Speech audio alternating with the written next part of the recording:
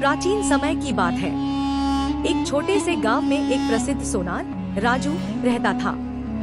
वह सोने के आभूषण बनाने में निपुण था और उसकी कला दूर दूर तक मशहूर थी। लेकिन राजू का दिल बहुत कठोर था। वह हमेशा दूसरों से ज्यादा पैसे वसूलता और गरीबों की मदद करने से बचता। एक दिन गांव में एक साधु आए। उन्होंने गांव वालों से कहा, इस गांव के नीचे खजाना छिपा है, लेकिन उसे केवल वही पा सकता है जो पूरी तरह से एकजुट हो। यह सुनकर गांव वालों में खलबली मच गई। सभी खजाना पाने की लालच में एक दूसरे पर शक करने लगे। लेकिन राजू ने फैसला किया कि वह अकेले ही खजाना खोजेगा। उसने साधु से पूछा, मुझे बताइए कि खजाना कहाँ है, मैं इसे पाने के लिए सब कुछ कर सकता हूँ। साधु मुस्कुराए और बोले, खजाना पाने के लिए तुम्हें गांव के सभी लोगों को एकजुट करना होगा। अगर तुम ऐसा कर सके तो खजाना तुम्हारा होगा।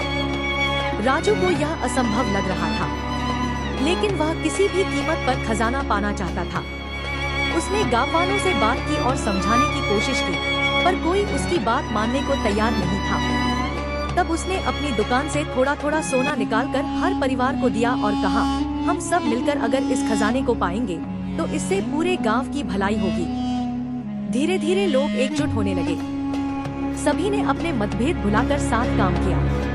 महीनों की मेहनत के बाद गांव वालों ने एक विशाल कुआं खोदा और उसमें से पानी का ऐसा स्रोत निकला जो कभी नहीं सूखता था।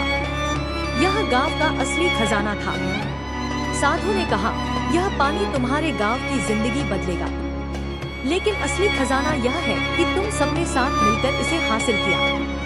यही एकता और भाईचारा है। राजू को अपनी गलती का एहसास हुआ।